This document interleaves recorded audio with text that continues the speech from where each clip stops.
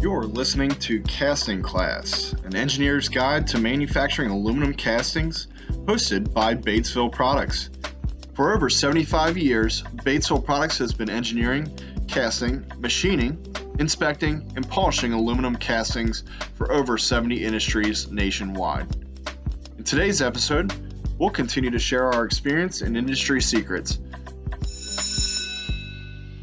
Casting Class is in session.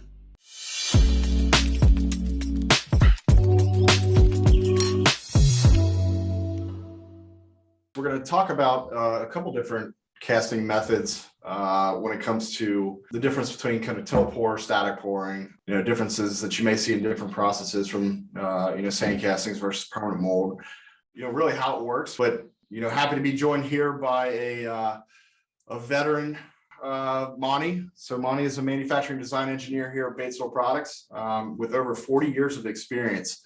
So he's seen and done it all from different processes to different types of metals, so it's a lot of good knowledge and experience. So welcome. Appreciate you joining us today. And with that, we'll go ahead and get started.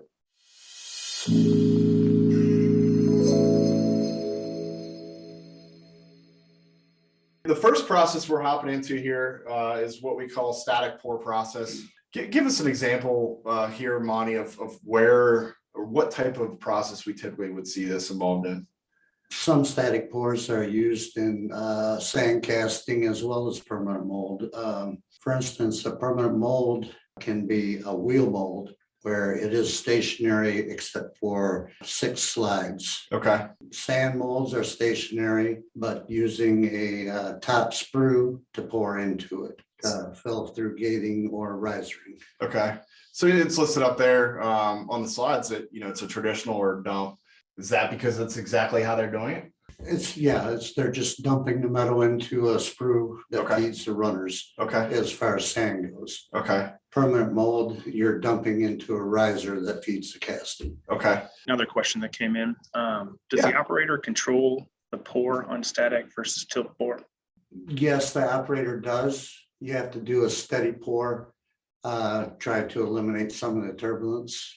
So that could differ between you and me. That's right. Big strong guy, small Exactly. weak guy over here. So on a static pour, the pour rate, it's all based on the operator. Yes. Okay.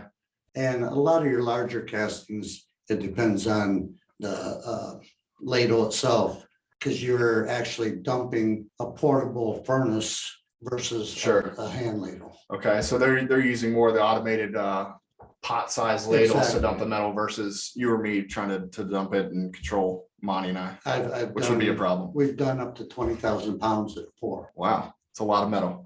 So is this type of process, what may be some benefits of doing this type of process, or what may be some negatives of doing this type of process? Well, the negative for permanent mold is you're dumping directly into a riser that sits on top of the casting. On sand, you're using risers along with runners as well, Okay. but you're dumping through the top just like a permanent mold. Gotcha. Okay. So what kind of challenges would you see in this type of process? You really have to watch where you're pouring with static, because it can create a lot of shrink if you're not going into a heavy section. Okay. If you're pouring into a light section, you got to watch getting shrink or even turbulence for gas. Okay. So I think, as you mentioned, the runners, it becomes very important on how you're feeding the casting.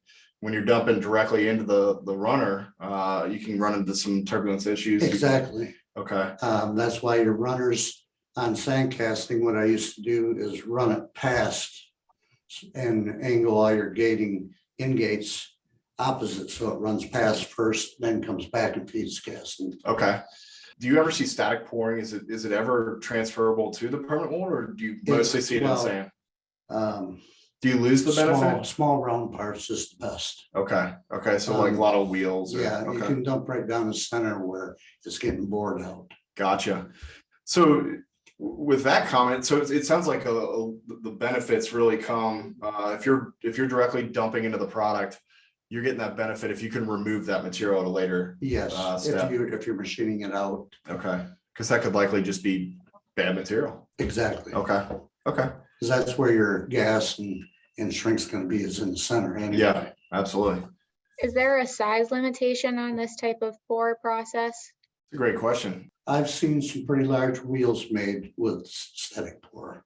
On the permanent mold? Yes. Okay, Now in sand, there is no limitation. okay. You can go with air set and go up to 20,000 pound casting. Okay. Does it become more challenging the bigger the casting? I think it's easier. It's easier. Yeah. Okay, okay, Especially to get into steel. okay. Yeah. Why is that? Everything's larger, just easier to work with. Okay, so you can eliminate some of those trouble sections Exactly. because you it's much so bigger large, space. Yeah. Gotcha. Okay.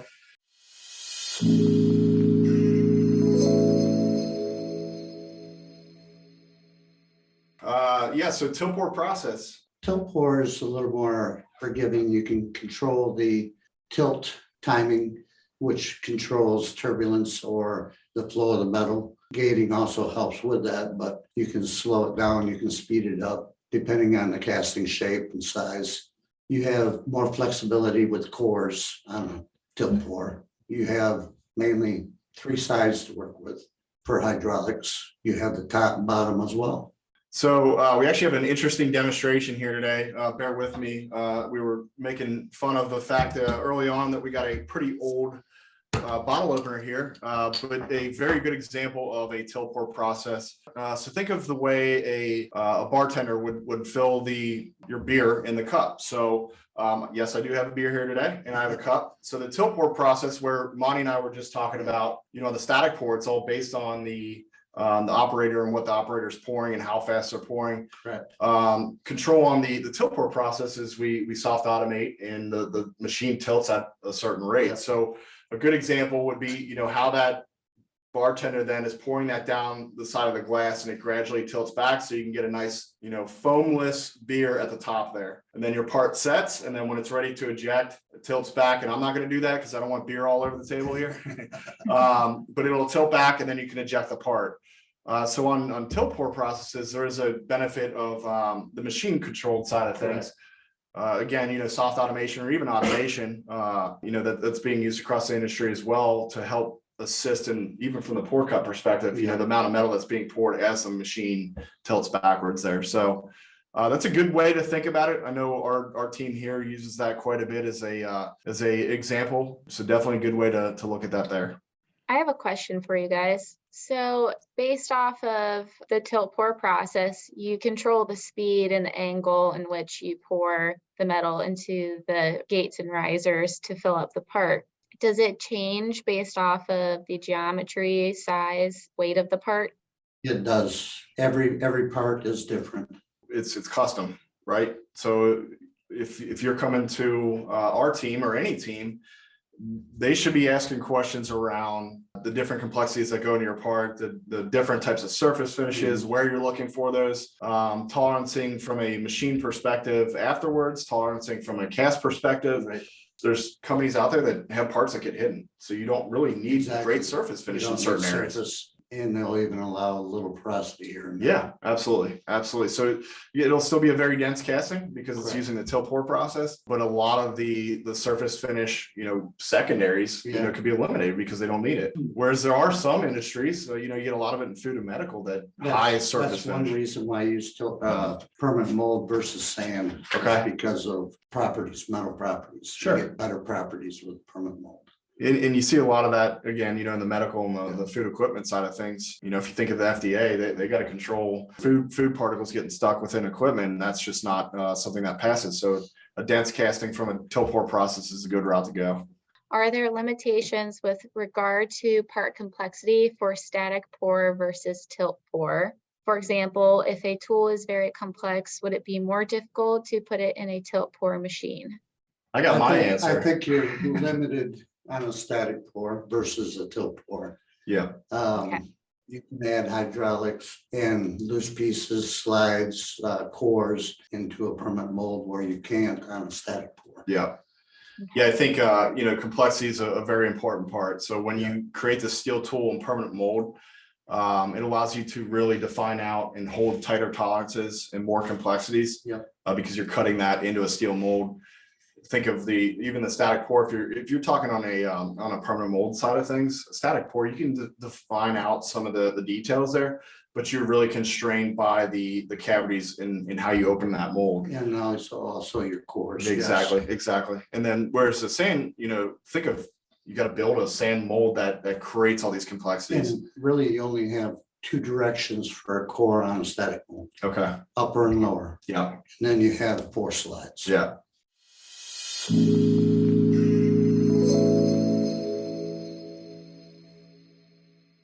So last process, it's almost like a mixture of both, right? It is a mixture between static and tilt pour. Okay. Basically.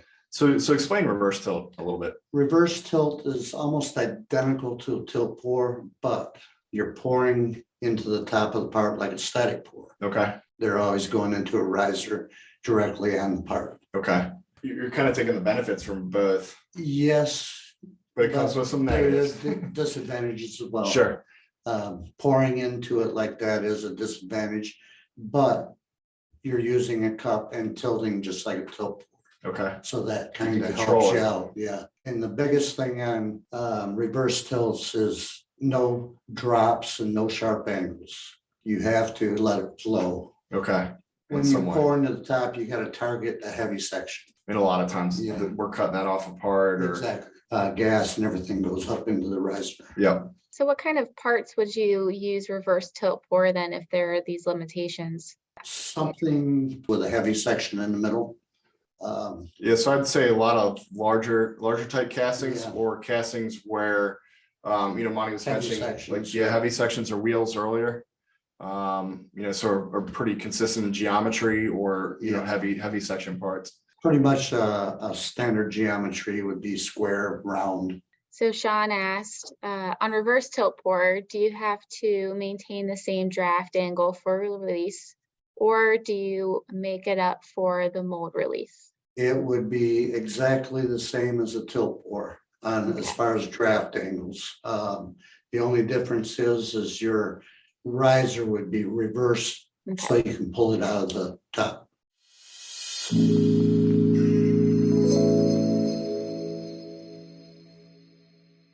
There was a question that came in about the porosity difference between static and tilt pour. I know we're getting into porosity a little bit later, but I just wanted to kind of talk about that, why we still have this slide up. You're more apt to get more gas with a static pour than you would a tilt pour.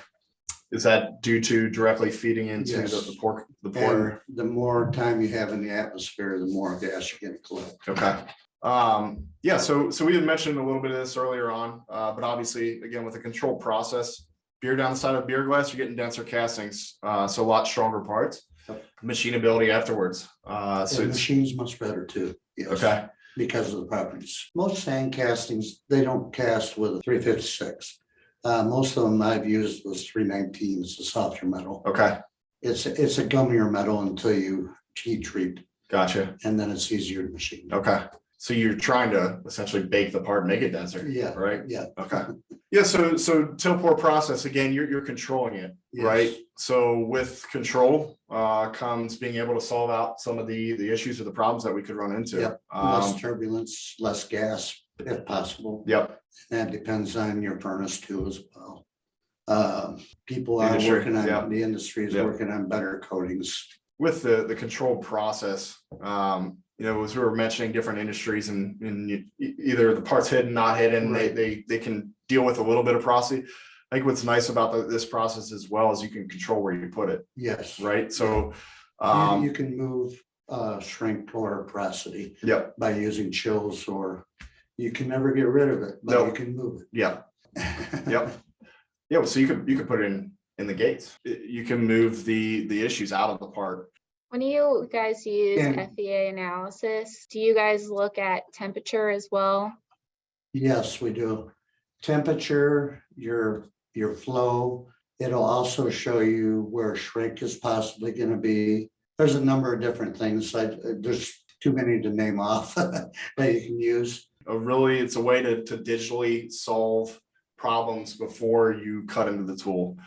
we recommend it. I mean, we do it with every single tool that comes through here. But it's not to say it solves everything, because you get into the process and now you're in the real world. It's right? it's a tool. It It gets is. you started. It gives you a good start point. Absolutely. Absolutely. So walk me through what we're seeing here. So you can see the cups, 2 cups, one on each side, holds the metal. And as it tips, you can see it pouring and filling the cavity. What simulation software were you guys using in that? Yeah, there's a number of different softwares out there that do it. Magma is the top of the line software right now.